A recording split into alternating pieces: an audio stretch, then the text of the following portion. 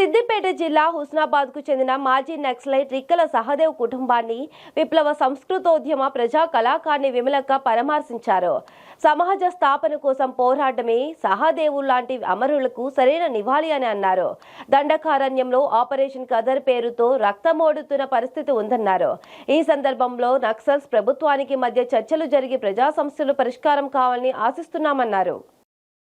రిక్కల సహదేవ్ రెడ్డి బూటక వెదురు కాల్పుల్లో అమరుడైనటువంటి కామ్రేడ్ రిక్కల సహదేవ్ రెడ్డి తను ఏదైతే సమసమాజాన్ని కలగన్నాడో ఆ కలగన్నటువంటి సమసమాజం కోసం పోరాడమే వాళ్లకు సరైనటువంటి నివాళి అని చెప్పేసి ఒక విప్లవ సాంస్కృతికోద్యమంలో పనిచేస్తున్నటువంటి ప్రజా కళాకారులంగా మేమంతా కూడా కోరుకునేదా ఒక్కటే. ఇవాళ అంతేకాకుండా ఆపరేషన్ కగార్ పేరుతో దండకారణ్యంలో రక్తమోడుతున్నటువంటి పరిస్థితి ఉన్నది.